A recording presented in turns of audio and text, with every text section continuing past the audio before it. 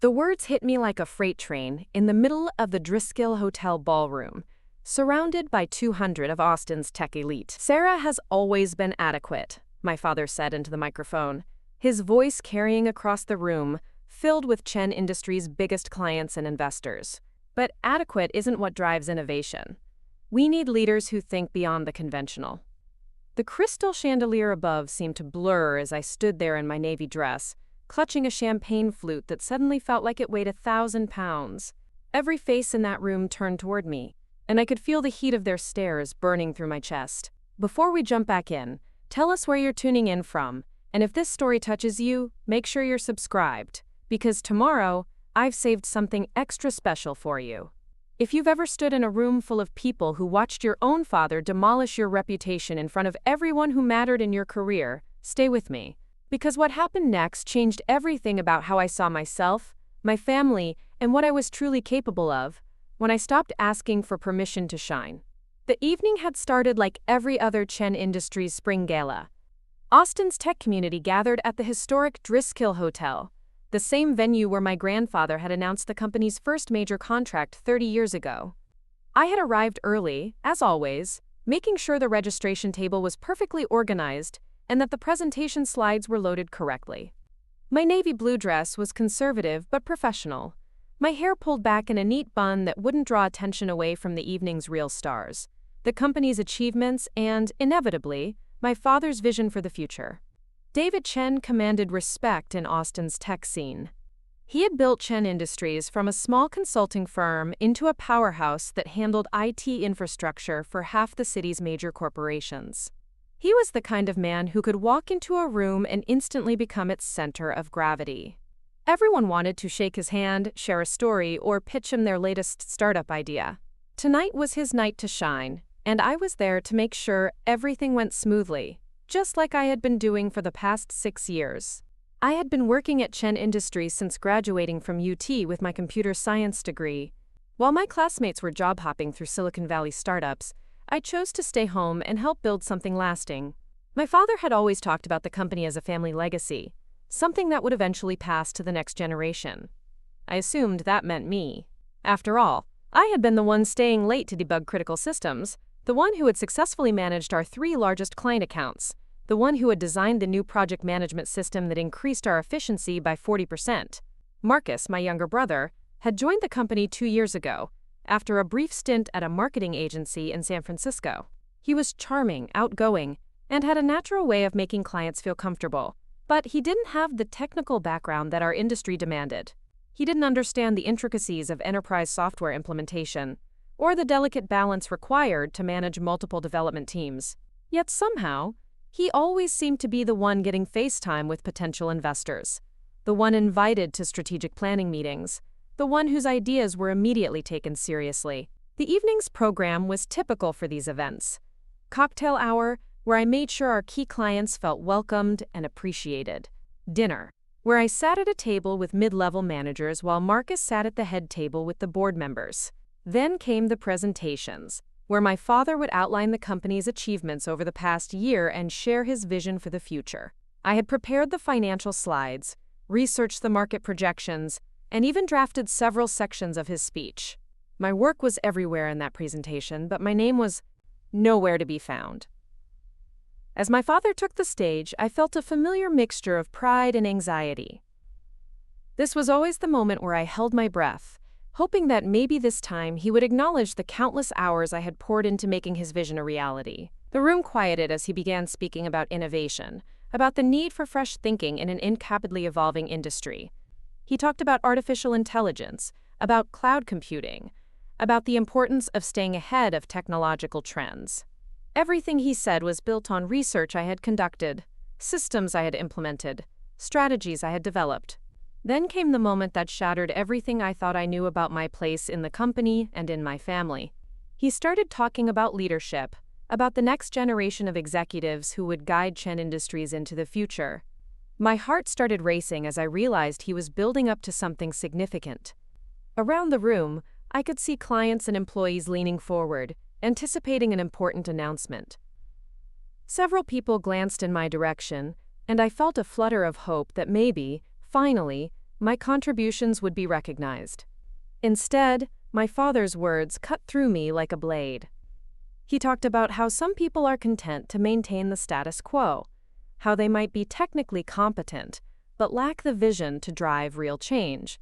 He mentioned how important it was to distinguish between employees who could execute tasks and those who could truly lead.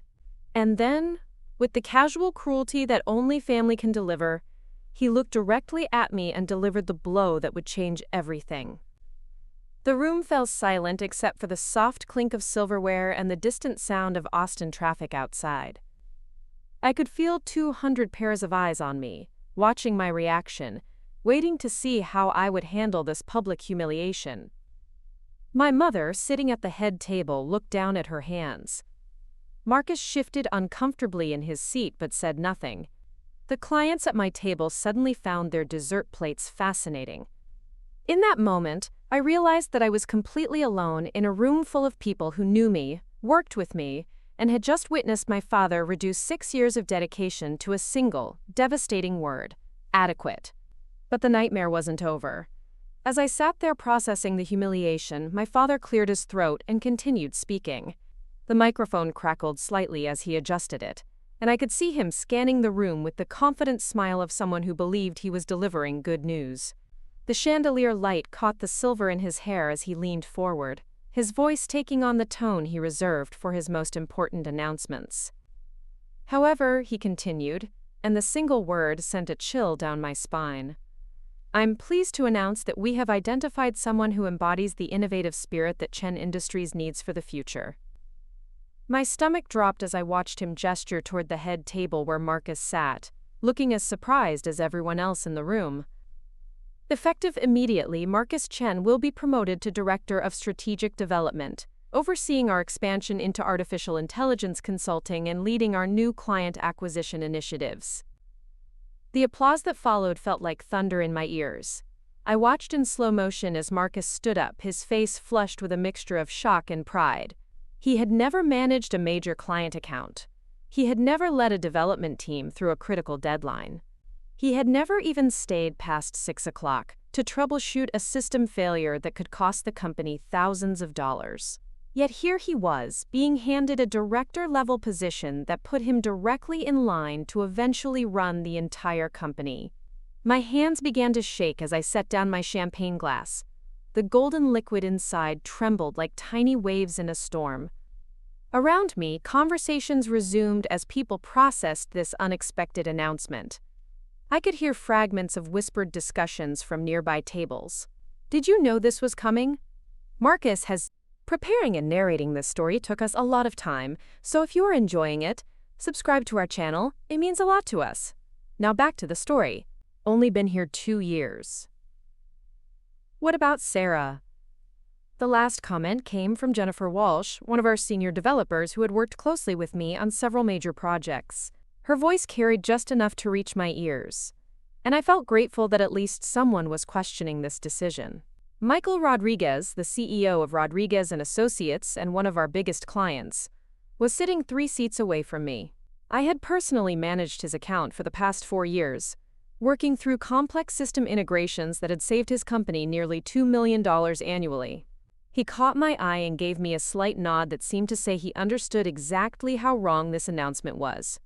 The recognition in his expression was both comforting and devastating, because it confirmed that I wasn't imagining the injustice of what had just happened. My father continued his speech, outlining Marcus's qualifications in broad, vague terms that sounded impressive but lacked any concrete examples of actual achievements. He talked about Marcus's, quote, fresh perspective and his natural leadership abilities, phrases that made my jaw clench because I knew they were code words for the charm and social ease that had always come naturally to my brother.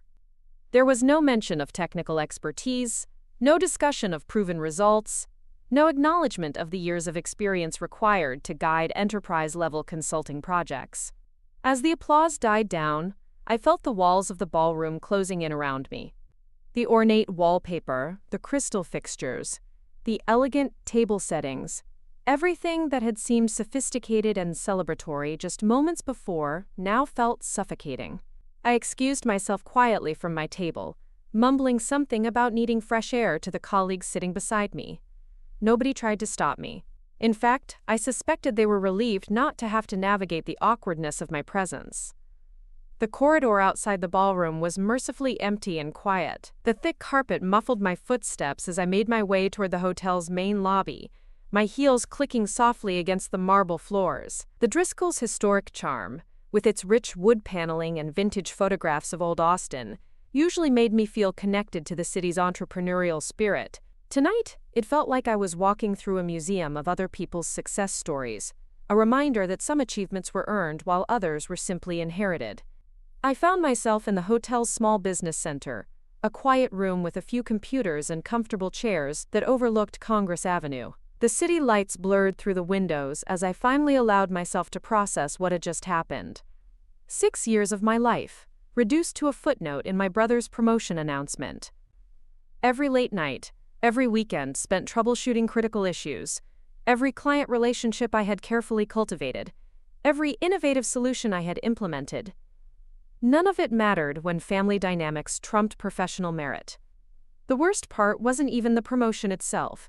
It was the way my father had delivered the news, as if my years of dedication were not just overlooked but actively dismissed. He hadn't just chosen Marcus over me, he had publicly declared that my contributions were merely adequate, a word that stung more than outright criticism because it suggested mediocrity rather than recognizing the excellence I had consistently delivered. I thought about all the times I had stayed late to ensure our clients' systems ran smoothly while Marcus was out networking at trendy Austin bars. I remembered the weekend I had spent redesigning our entire project management framework after a major client complained about communication delays. That system was still being used throughout the company, and it had directly contributed to our improved efficiency ratings. Yet somehow, Marcus's ability to make small talk with investors was considered more valuable than my technical innovations. My phone buzzed with a text message from Jessica Kim, my best friend since college, who was supposed to meet me after the event. "How's the party going? Still on for drinks later?" I stared at the message for several minutes, unsure how to explain that my career had just been publicly dismantled by my own father. How do you tell someone that you've been working toward a goal for 6 years, only to discover that the goal was never actually available to you? Instead of returning to the ballroom, I decided to wait in the lobby until the event ended. I found a comfortable armchair tucked behind a large potted plant where I could observe the elevator doors without being easily noticed. From this vantage point, I could see people coming and going, hear fragments of conversations about the evening's announcements, and gradually piece together how the industry was reacting to Marcus's sudden promotion. Most of the conversations I overheard were politely positive, the kind of neutral responses people give when they're surprised by a decision but don't want to voice criticism publicly. However, I did catch a few more honest exchanges that confirmed my suspicions about how this announcement was being received. 2 executives from a major software company stood near the elevator, discussing their concerns about Chen Industries' direction. "David's a smart businessman," one of them said, "but promoting someone with so little experience feels risky. Sarah's been their go-to person for complex implementations." The other nodded in agreement. "Marcus is charming, but charm doesn't debug enterprise software." These conversations should have made me feel vindicated, but instead they made me feel worse. It was clear that people in the industry recognized my value and questioned Marcus's readiness for such a significant role. Yet their recognition meant nothing if my own father couldn't see what was obvious to everyone else.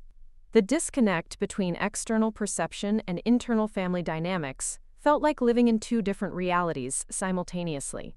As the evening wound down, I watched the ballroom doors open and guests begin to filter out. Marcus emerged with a small group of board members, their body language suggesting animated conversation about his new role and responsibilities. He looked confident and excited, completely unaware of how unqualified he was for the position he had just been handed. Part of me wanted to feel angry at him, but I realized that Marcus hadn't asked for this promotion. He was simply the beneficiary of a system that valued potential over proven performance, personality over expertise. My parents appeared a few minutes later, my mother's arm linked through my father's as they smiled and accepted congratulations from departing guests. My father looked genuinely pleased with how the evening had gone, as if he had made a brilliant strategic decision rather than a devastating mistake. My mother maintained her composed smile, but I could see tension in her shoulders that suggested she understood the implications of what had just happened, even if she wasn't willing to challenge her husband's choice. The lobby gradually emptied as the last guests made their way to the parking garage or called for rides. I remained in my hidden corner, still processing the enormity of what had occurred and trying to figure out what came next. Going home felt impossible because I knew I wouldn't be able to sleep. Returning to the office on Monday felt equally daunting because I would have to face my colleagues who had witnessed my public humiliation and somehow find a way to continue working under Marcus's authority. My phone buzzed again with another message from Jessica, this one more urgent. "Sarah, where are you? The party should be over by now. Are you okay?" I realized I needed to make a decision about how to handle the immediate aftermath of this disaster. I could continue hiding in the hotel lobby, I could go home and pretend everything was normal, or I could start figuring out how to respond to what had just happened to my career and my relationship with my family. The drive to Jessica's apartment gave me time to think about how this pattern had been building for years, though I had been too focused on proving myself to recognize it clearly. As I navigated through Austin's late-night traffic, memories flooded back with startling clarity, each one illuminating another piece of a puzzle I hadn't wanted to acknowledge. It started when I was 12 and Marcus was 9. Our family had gathered for Thanksgiving at my grandparents' house in Dallas, the same house where my grandfather had first sketched out his business plan for Chen Industries on a napkin 40 years earlier. The adults were discussing the future of the company over coffee, and I remember listening intently to their conversation about emerging technologies and market opportunities. When my grandfather asked what we wanted to be when we grew up, I immediately said I wanted to help run the family business and make it even bigger than it already was. Marcus, who had been more interested in playing video games than joining the conversation, shrugged and said he wanted to be a professional basketball player. The adults laughed warmly at his innocent ambition, but when my grandfather turned to me with a serious expression, his response was different. "Business is complicated, Sarah," he said kindly but firmly. "It requires a special kind of thinking. Maybe you should consider teaching or nursing, something more suited to your natural abilities." Even at 12, I felt the sting of that dismissal, the assumption that my gender automatically disqualified me from the family legacy. My father had nodded in agreement, adding that Marcus would probably be perfect for business once he matured, because he had such a natural way with people. This was the same Marcus who couldn't remember to do his homework without constant reminding, who had never shown any interest in how things worked or why they mattered. But somehow, his charm and outgoing personality were already being identified as leadership qualities, while my genuine passion for the business was being redirected toward more appropriate career paths. The pattern continued throughout high school. When I excelled in AP Computer Science and won a state-level programming competition, my parents were proud but not particularly surprised. "Sarah's always been good with details," my mother would tell friends, as if my technical skills were simply a quirky personality trait rather than evidence of exceptional ability. When Marcus made varsity basketball despite being only average at the sport, they acted like he had achieved something extraordinary. They attended every game, took photos for social media, and talked endlessly about his team spirit and natural athleticism. College applications revealed even more about my family's expectations. I had worked tirelessly to maintain a perfect GPA while taking the most challenging courses available. I had participated in robotics club, volunteered as a tutor, and completed internships at 2 different tech companies. My college counselor told me I was one of the strongest applicants she had ever worked with, and I was accepted to several prestigious engineering programs with full scholarships. My parents' reaction was measured praise mixed with subtle concerns. "We're proud of you," my father said, "but don't you think UT Austin would be a better choice? You could stay close to home and still get an excellent education." The implication was clear. I shouldn't venture too far from the family sphere, shouldn't become too independent or ambitious. When Marcus barely graduated high school with a C average, they were relieved that he had been accepted to any college at all, and they celebrated his admission to a small liberal arts school like he had achieved something remarkable. The double standard became even more apparent during our college years. I graduated summa cum laude with a computer science degree and multiple job offers from major tech companies. I chose to turn down higher-paying positions in Silicon Valley because I wanted to help build the family business, to contribute to something meaningful that could be passed down to future generations. My parents appreciated my decision but treated it as expected rather than admirable, as if I was simply fulfilling my predetermined role as the responsible child. Marcus, meanwhile, changed his major 3 times, spent a semester abroad partying in Barcelona, and graduated with a communications degree that he had no clear plans for using. When he decided to move to San Francisco to, quote, find himself, through a series of unpaid internships at trendy startups, my parents funded his adventure enthusiastically. They talked about how important it was for young people to explore their options, to gain diverse experiences before settling into a career. The same exploration that would have been considered irresponsible for me was celebrated as admirable personal growth for Marcus. When I started working at Chen Industries, I threw myself into the job with determination to prove that my decision to stay had been the right one. I arrived early, stayed late, and volunteered for every challenging project that came available. I learned the ins and outs of enterprise software systems, built relationships with clients, and consistently exceeded performance expectations.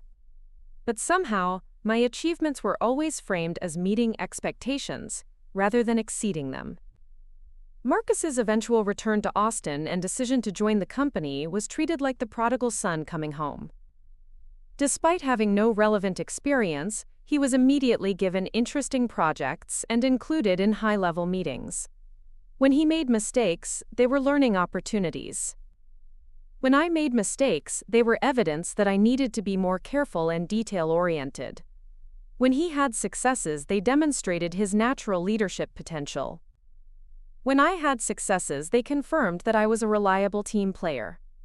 The most telling example had occurred just 6 months earlier during our annual strategic planning retreat. I had spent weeks preparing a comprehensive analysis of emerging trends in artificial intelligence and machine learning, complete with implementation strategies and projected return on investment. My presentation was thorough, well-researched, and directly aligned with industry best practices. The board members asked thoughtful questions and seemed genuinely impressed with the depth of my research. Marcus, who had been assigned to present on social media marketing strategies, had clearly prepared his presentation the night before. His slides were filled with generic stock photos and buzzwords he had pulled from marketing blogs. He talked about leveraging synergies and optimizing engagement metrics, without demonstrating any real understanding of how these concepts applied to our specific business model. Yet when the presentations were over, several board members commented on Marcus's, quote, fresh perspective and innovative thinking. The feedback I received was quite different. While they acknowledged that my research was solid, they suggested that I might be overthinking the challenges, and that sometimes simpler solutions were more effective. One board member, my father's longtime friend and golf partner, actually said that my presentation was a bit too technical, and that I might want to work on making complex ideas more accessible to non-experts. The irony was staggering.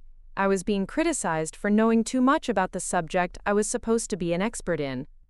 That night, as I sat in Jessica's living room recounting these memories, I realized that the company party humiliation wasn't an isolated incident. It was the culmination of years of systematic dismissal, of having my achievements minimized while Marcus's mediocrity was celebrated. My family had never intended for me to actually lead the company. They had always seen me as a valuable supporting player who would help Marcus succeed when his time came. Jessica listened quietly, occasionally asking clarifying questions but mostly just letting me process the full scope of what I was finally allowing myself to see. She had watched this pattern from the outside for years, had even gently tried to point it out to me on several occasions, but I had always defended my family's actions. I had convinced myself that they were being cautious, that they wanted to make sure I was truly ready before giving me more responsibility. You know what the worst part is? I told Jessica as we sat surrounded by empty coffee cups and crumpled tissues. I keep thinking about all the times I could have taken a different path. All those job offers I turned down, all those opportunities I passed up, because I thought I was building towards something meaningful with the family business. I've been so focused on proving myself worthy of something that was never actually available to me. Jessica nodded sympathetically. But you didn't waste those years, she said firmly. You built incredible skills, developed amazing client relationships, and proved that you're one of the most capable people in this industry. The question now is what you're going to do with all that expertise. As I drove home in the early hours of the morning, Austin's skyline glowing softly in the distance, I realized that Jessica was right. The years I had spent at Chen Industries hadn't been wasted, even if they hadn't led to the recognition I had hoped for. I had built something valuable, something that belonged to me regardless of what title appeared on my business card or whose name was on the company letterhead. The question was whether I had the courage to claim ownership of my own professional destiny, even if it meant walking away from everything I had thought I wanted. Monday morning arrived with the subtle cruelty of normalcy.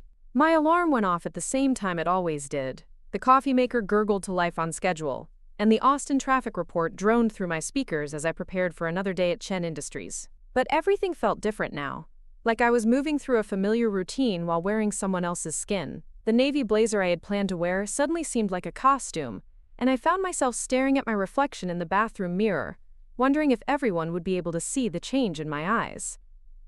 The office building looked exactly the same as it had on Friday afternoon, all glass and steel reaching toward the Texas sky.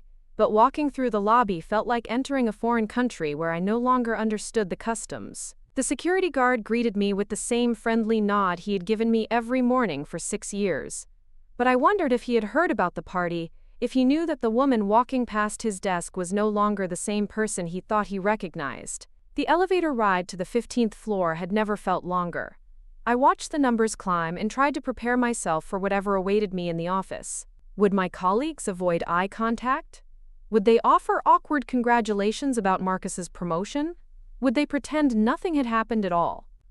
The possibilities swirled through my mind as the elevator doors opened with their familiar chime. My worst fears and expectations proved to be equally wrong. The office hummed with its usual Monday morning energy, coffee brewing, keyboards clicking, phones ringing with the week's first client calls. A few people greeted me normally, asking about my weekend with the casual friendliness that had always characterized our workplace relationships. Others seemed slightly more subdued, offering polite smiles that didn't quite reach their eyes. But no one mentioned the party directly, and the absence of commentary felt almost worse than outright discussion would have been. I settled into my desk and opened my email to find my inbox flooded with messages. Most were routine work communications, but several stood out immediately. Michael Rodriguez had sent a carefully worded note expressing his appreciation for my work on his account and requesting a meeting to discuss future projects. 2 other major clients had sent similar messages, and I wondered if their timing was coincidental or if they were sending subtle signals about their concerns regarding the company's recent personnel decisions. The most significant email came from Rebecca Martinez, a former colleague who had left Chen Industries 3 years earlier to start her own consulting firm. Rebecca had been a mentor to me during my early years at the company, and she had always been generous with advice and encouragement. Her message was brief but loaded with meaning. "Sarah, I heard about the announcement Friday night. Would you be interested in meeting for coffee this week? I have some ideas I'd like to discuss with you." Before I could respond to any of these messages, Marcus appeared at my desk, looking nervous, but trying to project confidence in his new role. He was dressed more formally than usual, wearing a suit that looked like it had been purchased specifically for this promotion. His attempt at executive presence was almost endearing in its transparency, but it also highlighted how unprepared he was for the responsibilities he had just inherited. "Sarah, I wanted to talk to you about how we can work together in this new structure," he said, his voice slightly higher than normal. "I know this might feel strange at first, but I really value your experience, and I'm hoping you can help me get up to speed on some of the technical aspects of the business." The irony of the situation hit me like a physical blow. Marcus was essentially asking me to train him for the position that should have been mine, to share the knowledge and expertise that had been deemed inadequate just 3 days earlier. He seemed genuinely unaware of how insulting his request was, how it highlighted the absurdity of promoting someone who needed extensive coaching from the person they had been promoted over. I managed to respond professionally, agreeing to schedule time to brief him on current projects and client relationships. But inside, I felt something fundamental shift.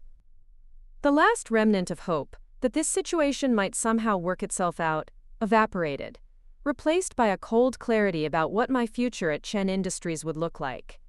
I would become Marcus's shadow, the technical expert who did the real work, while he received the credit and recognition.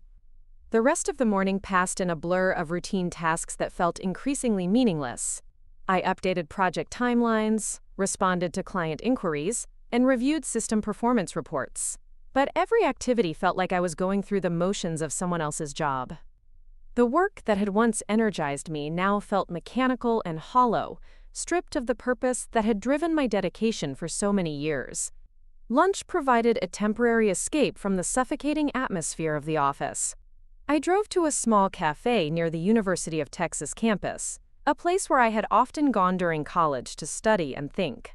The familiar environment helped me process the morning's revelations and begin to consider what came next. As I sat with a salad I couldn't taste and coffee that had grown cold, I realized that I was already mentally preparing to leave Chen Industries, even though I hadn't consciously made that decision yet. The afternoon brought a series of meetings that crystallized my growing sense of disconnection from the company. Marcus attended each meeting in his new capacity, asking questions that revealed his lack of understanding about fundamental aspects of our business operations. I found myself explaining basic concepts that any director-level executive should have mastered years earlier. Concepts that I had internalized so thoroughly that I sometimes forgot how complex they actually were. During a client status meeting, Marcus suggested a system modification that would have been catastrophically expensive and technically impossible to implement. The client, fortunately, was patient enough to listen as I diplomatically explained why the proposal wouldn't work and offered alternative solutions that addressed the underlying concerns. But watching Marcus nod along as if he understood the technical discussion he had initiated was profoundly dispiriting.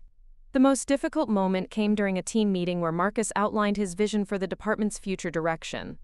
His ideas were a mixture of buzzwords and half-understood concepts he had clearly picked up from business articles and startup podcasts. He talked about disrupting traditional paradigms and, quote, leveraging agile methodologies without demonstrating any real comprehension of what these phrases meant in practice. Several team members looked confused, and I could see them glancing at me for clarification or reassurance. I found myself in the impossible position of either undermining Marcus in front of the team or allowing them to receive confusing and potentially counterproductive direction. I chose a middle path, asking clarifying questions that allowed Marcus to retreat from his more problematic suggestions while preserving his authority in front of the group. After the meeting, Jennifer Walsh approached me privately. She was one of our most senior developers and had worked closely with me on several critical projects. Her expression was troubled as she asked, "Sarah, can I speak with you honestly? I'm really concerned about the direction things are heading. Marcus seems like a nice guy, but he doesn't understand the technical complexity of what we do here. How are we supposed to maintain our quality standards if our leadership doesn't grasp the fundamental challenges we face?" Her question encapsulated the dilemma that was becoming increasingly apparent to everyone in the department. Marcus's promotion wasn't just a personal setback for me. It represented a fundamental misalignment between the company's leadership structure and its operational needs. The clients and projects that had driven Chen Industries' success required technical expertise and deep industry knowledge, qualities that couldn't be faked or improvised. I gave Jennifer the most diplomatic response I could manage, emphasizing the importance of supporting Marcus as he learned his new role, and suggesting that the transition period would naturally involve some adjustment challenges. But privately, I was beginning to understand that the problems went much deeper than a single questionable promotion. My father's decision revealed a fundamental misunderstanding of what had made the company successful, a disconnect between the leadership's perception of value and the actual drivers of business performance. The day ended with an email from my father requesting a meeting the following morning to discuss my role in supporting Marcus's transition. The formal tone of his message stood in stark contrast to the casual family communications we had shared throughout my time at the company. It felt like he was already treating me as a subordinate employee rather than his daughter, and I realized that our relationship had been irreversibly altered by his public dismissal of my contributions. As I drove home through Austin's evening traffic, I found myself taking a different route than usual, one that led past the University of Texas campus, where I had first developed my passion for technology and business. The sight of students walking across the campus reminded me of the optimism and ambition I had felt as a young woman preparing to enter the professional world. I had believed then that talent and hard work would be sufficient to achieve my goals, that merit would eventually be recognized and rewarded. That evening, I called Rebecca Martinez and scheduled coffee for the following Friday. I also drafted resignation letters that I didn't send, exploring different ways to explain a decision I wasn't quite ready to make. The process of writing helped me clarify my thoughts and feelings, transforming vague dissatisfaction into concrete analysis of an untenable situation. I went to bed that night knowing that my time at Chen Industries was drawing to a close, even though I hadn't yet found the courage to acknowledge that reality publicly. The 6 years I had invested in building what I thought was my future had become a foundation for someone else's success, and I was finally ready to admit that no amount of additional effort would change that fundamental dynamic. The meeting with my father the next morning unfolded exactly as I had expected, which somehow made it even more painful. His office, with its panoramic view of downtown Austin and walls lined with awards and photographs documenting the company's growth, had always felt like a sanctuary of achievement and possibility. Now it felt like a courtroom where I was being sentenced for crimes I hadn't committed. David Chen sat behind his mahogany desk, the same desk where my grandfather had signed the company's first major contracts, and spoke to me with the detached professionalism he typically reserved for underperforming employees. There was no acknowledgement of the personal dimension of our conversation, no recognition that he was speaking to his daughter, rather than just another staff member who needed to be managed through a difficult transition. "Sarah, I want to be clear about expectations going forward," he began, not bothering with pleasantries or inquiries about how I was handling the previous week's announcements. "Marcus is going to need significant support as he learns his new responsibilities, and I'm counting on you to provide that guidance. Your technical expertise will be valuable in helping him understand the operational complexities of our client relationships." The casual way he assigned me the role of training my own replacement was breathtaking in its insensitivity. He seemed genuinely unaware that he was asking me to participate in my own professional diminishment, to actively contribute to a system that had relegated me to permanent supporting status, regardless of my qualifications or achievements. "I understand that this transition might feel challenging," he continued, his tone suggesting that my potential discomfort was a minor inconvenience to be managed rather than a legitimate concern to be addressed. "But I'm confident that you'll rise to the occasion as you always have. The company needs team players right now, people who can put aside personal preferences for the greater good." His choice of words was particularly galling. By framing my disappointment as personal preferences, he was dismissing the professional injustice of the situation and characterizing my natural response to being passed over as selfish rather than justified. The greater good he referenced was apparently a future where Marcus received credit for work that I would continue to perform behind the scenes. I listened to his entire monologue without interruption, watching his face for any sign of awareness about how his words were landing, any indication that he understood the magnitude of what he was asking me to accept. There was none. He spoke with the confidence of someone who believed he was being generous by allowing me to remain in a supporting role, as if my continued employment was a favor rather than a mutual business arrangement based on my value to the organization. When he finished speaking, he leaned back in his chair and smiled the same satisfied smile I had seen Friday night at the Driskill Hotel. He was clearly pleased with how he had handled what he perceived to be a delicate personnel matter, proud of his diplomatic approach to managing a potentially difficult situation. "Do you have any questions about your role in this new structure?" he asked, and I realized this was my moment to respond, to either accept the diminished position he was offering or to assert my own value and dignity. "Actually, I do have some questions," I said, surprised by how steady my voice sounded despite the emotional turmoil I was experiencing. "I'm curious about the criteria that were used to determine Marcus's readiness for this promotion. Could you help me understand what specific achievements or qualifications led to this decision?" My father's smile faltered slightly, and I could see him processing the challenge embedded in my question. He had probably expected me to ask about logistics or reporting structures, not to question the fundamental logic of his decision. "Marcus brings a fresh perspective to the role," he replied, falling back on the same vague language he had used during his announcement speech. "He has strong interpersonal skills and a natural understanding of client relations. Sometimes experience can make people too rigid in their thinking, too focused on maintaining the status quo rather than exploring new possibilities." His answer confirmed everything I had suspected about his reasoning. Marcus's promotion was based on potential and personality, rather than proven performance, while my 6 years of demonstrated excellence were being reframed as limitations rather than assets. The implication that my experience had made me too rigid was particularly infuriating, considering that my innovative approaches to system design and client management had been directly responsible for several of the company's recent successes. "I see," I said carefully.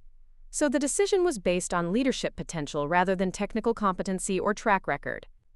That's an interesting philosophy for a company that specializes in complex technology implementations." The slight edge in my voice seemed to catch his attention, and for the first time in the conversation, he looked at me with something approaching genuine focus. I could see him beginning to realize that this discussion wasn't going to follow the script he had prepared, that I wasn't simply going to accept his directives and move forward as if nothing significant had happened. "Sarah, I hope you're not planning to make this transition more difficult than it needs to be," he said, his tone shifting from paternal to warning. "I understand you might be disappointed, but sometimes we have to accept that our personal career aspirations don't align with organizational needs. The company has to come first." His attempt to frame my response as potentially disruptive was the final straw. After 6 years of putting the company first, of sacrificing personal time and opportunities for the sake of organizational success, he was suggesting that my desire for fair treatment represented a threat to the business. The hypocrisy was stunning. "You're absolutely right," I said, standing up from my chair. "The company does have to come first, which is why I've decided to submit my resignation. I think it's clear that my skills and experience would be better utilized elsewhere, where technical competency is valued alongside interpersonal abilities." The color drained from his face as he processed what I had just said. This was clearly not the outcome he had anticipated when he called the meeting. He had expected to manage me through a difficult transition, not to lose me entirely. "Now wait a minute," he said, his composure finally cracking. "There's no need to make hasty decisions. I'm sure we can work out any concerns you might have about the new structure. Maybe we can discuss a different role for you, something that better utilizes your particular strengths." His sudden willingness to negotiate was telling, and I realized that he was beginning to understand the potential consequences of his decision. Losing me wouldn't just mean losing an employee. It would mean losing the institutional knowledge and client relationships that I had built over 6 years. The technical expertise he had dismissed as adequate was apparently more valuable than he had been willing to admit publicly. But his offer to find me a different role felt like too little too late. He wasn't offering to reconsider Marcus's promotion or to acknowledge that his original decision had been flawed. He was simply trying to minimize the damage by finding a way to retain my services without addressing the fundamental injustice of the situation. "I appreciate the offer," I said, "but I think it's time for me to explore other opportunities. I'll submit my formal resignation letter by the end of the day, with 2 weeks' notice as specified in my employment contract." The drive back to my apartment felt surreal, as if I were watching someone else's life unfold through a car window. I had just resigned from the job I had thought would define my career, walked away from the family business I had hoped to help lead, and fundamentally altered my relationship with my father in the span of a 15-minute conversation. But instead of feeling devastated or panicked, I felt something I hadn't experienced in years: relief. The constant pressure to prove myself, to exceed expectations that kept shifting based on criteria I could never quite understand, was suddenly gone. For the first time since college, I had no predetermined path to follow, no family expectations to fulfill, no role to play except the one I chose for myself. I spent the afternoon drafting my resignation letter, a process that proved surprisingly cathartic. Writing down my decision in formal language made it feel real and irreversible, transforming an emotional response into a concrete action plan. I kept the letter professional and brief, citing a desire to pursue new opportunities without elaborating on the specific circumstances that had led to my decision. By 5 o'clock, I had submitted the letter to Human Resources and sent a copy to my father's assistant. I also sent individual emails to my key clients, informing them of my departure and offering to facilitate a smooth transition of their accounts to other team members. Michael Rodriguez responded within minutes, asking if I was available to meet for coffee the following morning. His quick response suggested that he had been expecting this development, And I wondered how many other clients had seen my resignation as an inevitable consequence of Friday night's announcement. The news spread through the office with remarkable speed. By Wednesday morning, I was fielding questions from colleagues who seemed shocked by my decision, even though many of them had witnessed the events that led to it. Some expressed disappointment at losing a mentor and collaborator, others offered support and encouragement for my future endeavors, and a few hinted that they were reconsidering their own career plans in light of recent developments. Marcus appeared at my desk around 10 o'clock, looking genuinely distressed by my resignation. His reaction seemed sincere rather than calculated, and I realized that he was probably beginning to understand the magnitude of the responsibility he had inherited and how much he had been counting on my guidance to help him succeed. "Sarah, I heard about your resignation," he said, his voice lacking the artificial confidence he had tried to project earlier in the week. "I'm really hoping you'll reconsider. I know this situation is complicated, but I was looking forward to learning from you, and I think we could have made a great team." His use of the past tense suggested that he already understood my decision was final, but his request for reconsideration seemed genuine. For a moment, I felt a pang of sympathy for him, recognizing that he was probably as much a victim of our father's poor judgment as I was. He hadn't asked to be promoted beyond his capabilities, and he was now facing the prospect of failure in a role he wasn't qualified to handle. But my sympathy for Marcus didn't change the fundamental reality of the situation. Staying at Chen Industries would mean accepting a permanent subordinate role, watching him receive credit for my work, and participating in a system that valued potential over performance. No amount of personal affection for my brother could justify that level of professional self-sacrifice. "I appreciate that, Marcus," I replied, "and I think you have the potential to be successful in this role. But you're going to need to develop your technical skills and industry knowledge through formal training and experience, not by relying on informal mentoring from colleagues. This transition will be better for both of us if we approach it as a clean break rather than an ongoing collaboration." My meeting with Rebecca Martinez on Friday morning proved to be the turning point I hadn't known I was looking for. We met at a small coffee shop in South Austin, far enough from the downtown business district to ensure privacy but close enough to the university to maintain an atmosphere of intellectual energy and possibility. Rebecca looked exactly as I remembered her, confident, composed, and radiating the kind of professional authority that comes from years of successful independent practice. She had left Chen Industries to start her own consulting firm, and from what I had heard through industry networks, she had built a thriving business that specialized in helping mid-sized companies optimize their technology infrastructures. "Sarah," she said as we settled into a corner table with our coffees, "I have to admit I wasn't entirely surprised to hear about your resignation. I've been following your work from a distance, and it was clear that you had outgrown the role you were in at Chen Industries. The only question was how long it would take you to recognize that yourself." Her observation was both validating and slightly embarrassing, suggesting that my professional stagnation had been obvious to outside observers even when I had been unable to see it clearly myself. But her tone was supportive rather than critical, and I could sense that she had asked me to meet because she had something specific in mind. "I've been thinking about expanding my firm," she continued, "but I've been waiting for the right partner, someone with the technical expertise and client relationship skills to help take the business to the next level. Your resignation from Chen Industries presents an interesting opportunity for both of us." Over the next hour, Rebecca outlined her vision for a partnership that would combine her business development expertise with my technical knowledge and industry connections.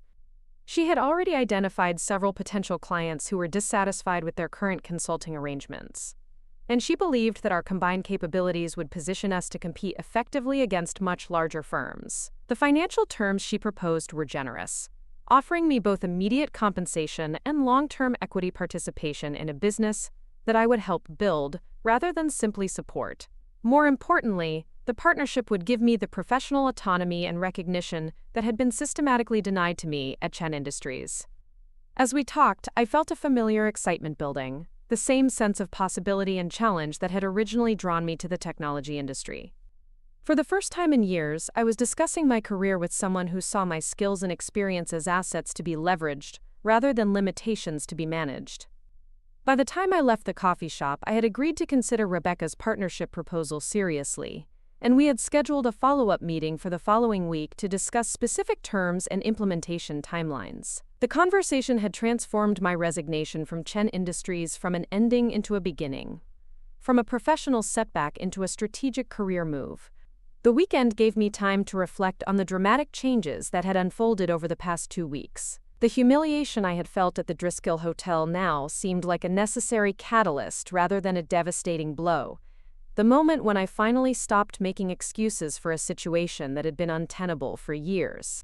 I spent Saturday afternoon walking through Zilker Park, watching families enjoy the unseasonably warm weather and thinking about the different paths my life might have taken if I had been willing to leave my comfort zone earlier. The regret I felt wasn't about the decision to resign, but about the years I had spent hoping that dedication and excellence would eventually be rewarded by people who had never intended to give me the recognition I deserved. Sunday brought a series of text messages from my mother, who had apparently been assigned the task of trying to convince me to reconsider my resignation. Her messages struck a careful balance between expressing disappointment and maintaining plausible deniability about the family dynamics that had led to my decision. "Your father is really upset about your resignation," she wrote. "He's worried that he didn't communicate his appreciation for your contributions clearly enough.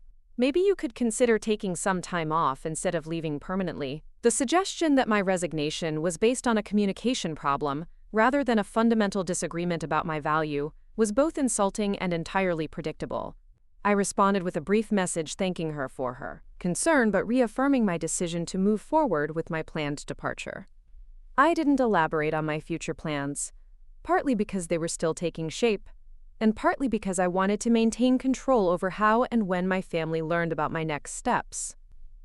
My last day at Chen Industries arrived with surprising speed, marked by a series of exit interviews and transition meetings that felt more like formalities than genuine efforts to understand my departure or learn from the circumstances that had led to it.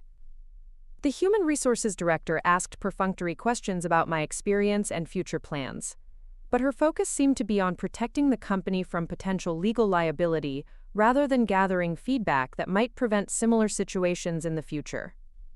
The most difficult part of leaving was saying goodbye to colleagues who had become friends over the years, people who had supported my work and appreciated my contributions even when the company's leadership had failed to do so. Several of them expressed interest in staying in touch professionally, and I sensed that some were already considering their own career transitions in response to recent developments. Marcus made a final attempt to convince me to stay, offering to advocate for a different reporting structure that would give me more autonomy and recognition. His proposal was well-intentioned but ultimately irrelevant, based on a fundamental misunderstanding of what had driven my decision. I wasn't leaving because of specific workplace conditions that could be negotiated. I was leaving because I had finally recognized that my professional growth required an environment that valued merit over family connections. As I packed up my office that Thursday afternoon, loading 6 years of work into cardboard boxes that would be stored in my apartment until I decided what to keep and what to discard, I felt a profound sense of closure. The woman who had started working at Chen Industries straight out of college, eager to prove herself worthy of the family legacy, was gone. In her place was someone who understood her own value and was prepared to claim the recognition and opportunities she deserved. The elevator ride to the parking garage felt different than it had 2 weeks earlier, when I had been fleeing the scene of my public humiliation. This time, I was leaving on my own terms, with my dignity intact and my future full of possibility. The building that had housed my professional dreams and disappointments was becoming part of my past rather than my present, a chapter in my story rather than its defining narrative. As I drove away from Chen Industries for the final time, I didn't look back at the glass tower that had been the center of my professional life for so long. Instead, I focused on the road ahead, thinking about the partnership meeting I had scheduled with Rebecca for the following Monday, and the new business we would build together. For the first time in years, I was excited about going to work, eager to prove myself in an environment where success would be measured by results rather than relationships. The irony wasn't lost on me that my father's attempt to diminish my value had ultimately forced me to recognize my own worth. His decision to promote Marcus over me had been devastating in the moment, but it had also been the catalyst I needed to stop settling for less than I deserved. Sometimes the worst thing that happens to you turns out to be the best thing that could have happened. The push you needed to finally claim the life you were meant to live. Up next, you've got 2 more standout stories right on your screen. If this one hit the mark, you won't want to pass these up. Just click and check them out.